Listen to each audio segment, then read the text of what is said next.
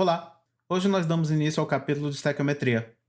A estequiometria é a parte da química que busca relacionar os tipos de átomos que compõem as substâncias, as quantidades de átomos que compõem as substâncias e a quantidade de cada substância que participa em um dado processo químico. A estequiometria também está relacionada ao princípio da química como ciência, uma vez que alguns dos processos que eram observados tinham como resultado uma aparente perda de massa, como por exemplo a queima do carvão, enquanto outros tinham como resultado um aparente ganho de massa, como a oxidação do ferro ou ferrugem. Na antiguidade, esses fenômenos de variação de massa não eram explicados. Essa inconsistência nos resultados e a aparente variação de massas durante processos químicos foi finalmente explicada por Lavoisier, trabalhando em um sistema fechado. Com a atmosfera aberta, um gás que participa da reação não pode ter sua massa determinada, mas uma vez que Lavoisier trabalhou com sistemas fechados, ele pôde observar que, na verdade, a massa do sistema permanecia constante.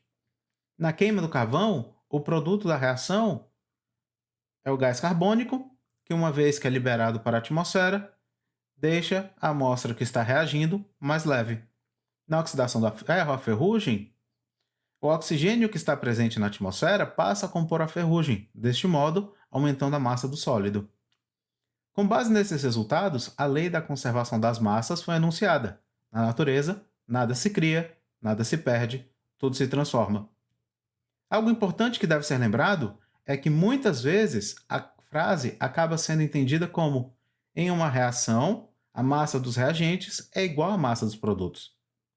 Se a reação se inicia com os reagentes na proporção correta, se não há outras reações paralelas acontecendo, e se o tempo de reação é suficiente, com o equilíbrio sendo fortemente deslocado para os produtos, até podemos afirmar isso. Imagine a reação de decomposição do carbonato de cálcio mostrada na tabela. Se a reação é iniciada com 100 gramas de carbonato de cálcio em um recipiente fechado, com esse recipiente sendo colocado em uma mufla a uma temperatura alta o suficiente, e com a reação sendo deixada acontecer por um longo tempo, pode-se observar que no fim do processo foram formados 100 gramas de produtos, onde 56 são óxido de cálcio e 44 são gás carbônico.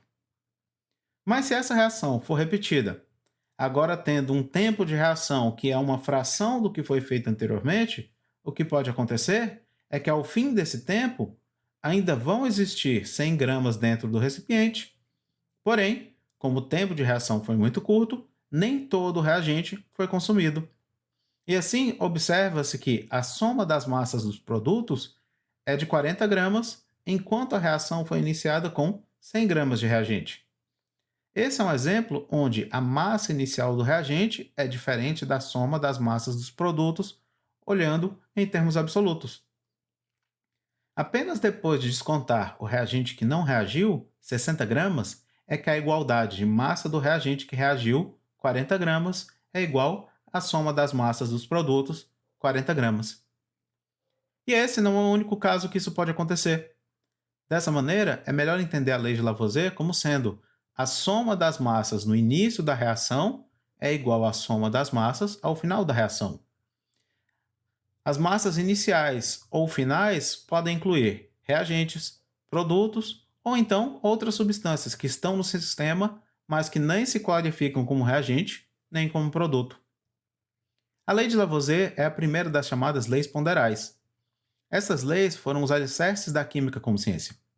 Além de trabalhar em sua lei, Lavoisier descobriu diversos elementos, e outros cientistas da época também o fizeram, isolando elementos a partir de substâncias mais complexas ou sintetizando novas substâncias. A partir dessas observações e de outras reações, outras duas leis ponderais puderam ser formuladas. Uma dessas leis foi a lei de Proust, também conhecida como lei das proporções definidas. Ela diz que, se dois elementos se combinam para formar uma substância, a proporção de massa desses elementos deve ser constante. E se duas substâncias participam de uma reação fixa, a proporção dessas substâncias também será constante. Na primeira tabela, é identificada uma certa substância que foi produzida em duas situações diferentes. Na primeira linha, uma reação com 1 grama de hidrogênio e 8 gramas de oxigênio, e na segunda linha, uma reação que utilizou 7,5 gramas de hidrogênio e 60 gramas de oxigênio. Fazendo regras de 3, pode-se observar a proporcionalidade das massas.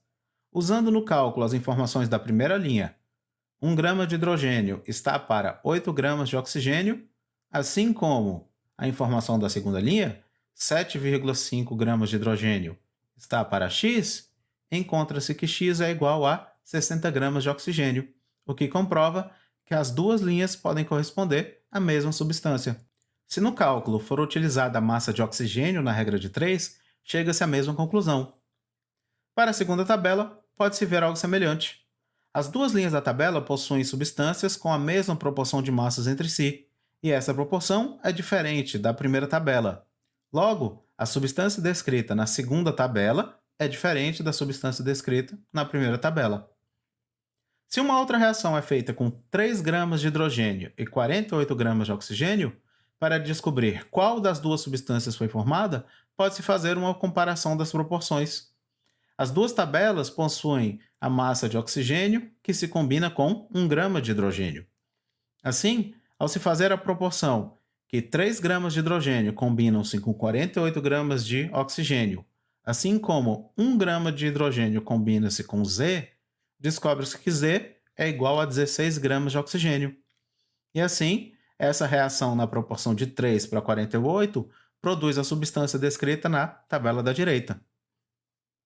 Uma observação importante feita pela lei de Proust é que essa proporção depende apenas de quais elementos estão participando da reação. Não importa a fonte da qual esse elemento está sendo utilizado na reação, apenas que seja uma amostra natural desse elemento. Uma consequência da lei de Proust é que cada substância possui uma proporção fixa de massas de um elemento, então é possível escrever uma fórmula tentando expressar essa proporção de modo a identificar a substância. A terceira lei ponderal é a lei de Dalton, conhecida como lei das proporções múltiplas. Enquanto a lei de Proust fala em elementos se combinando para formar uma substância, a lei de Dalton fala em quando esses mesmos elementos reagem para formar substâncias diferentes.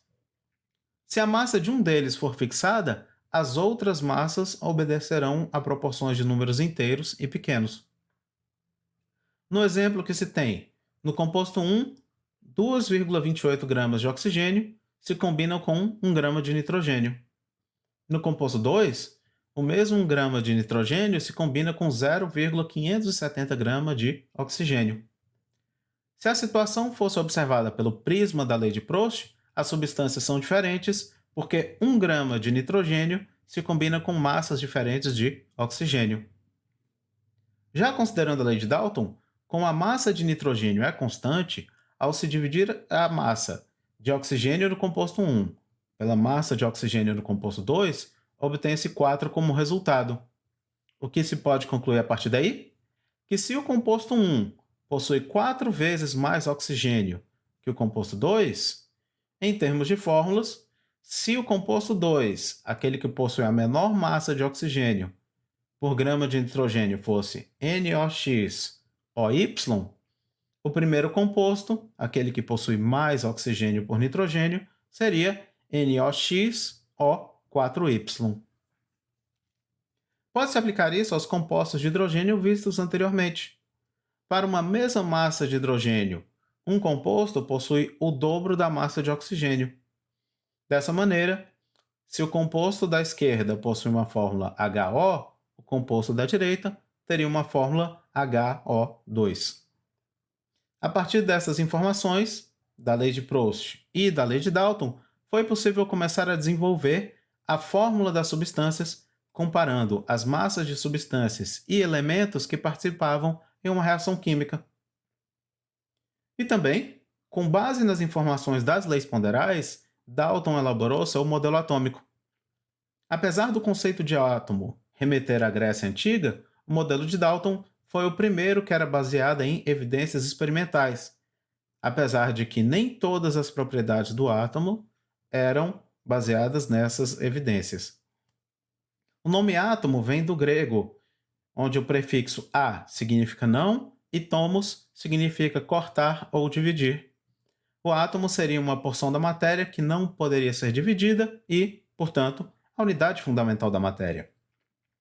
A primeira característica do átomo de Dalton é consequência direta da lei de Lavoisier. Uma vez que em uma transformação as massas permanecem constantes, não só em termos de massas totais, mas também em termos de massa de cada elemento, foi teorizado que o átomo deveria ser indestrutível. Como na lei de Proust foi determinada que não importa a origem dos elementos participantes na reação, a proporção de massas era sempre fixa, todos os átomos de um mesmo elemento seriam iguais. E era observado que cada elemento participava em uma reação química com um valor de massa diferente em relação às proporções dos outros elementos. Dessa forma, Dalton disse que a propriedade que diferenciaria um elemento do outro seria a massa. Além dessas três características, que eram observáveis experimentalmente, Dalton afirmou que o átomo deveria ser invisível, por não ser possível vê-lo, esférico, já que essa é a forma com maior volume e menor área, e no que diz respeito à formação de substâncias, o modelo limitava a que as reações químicas acontecessem apenas entre átomos diferentes, ou seja, átomos iguais não se ligariam. Além disso, quando os átomos se combinassem, a proporção de 1 para 1 seria sempre possível. Na figura do lado direito do slide, é possível ver uma lista dos elementos conhecidos, quando esse modelo foi composto, cada um com seu respectivo símbolo.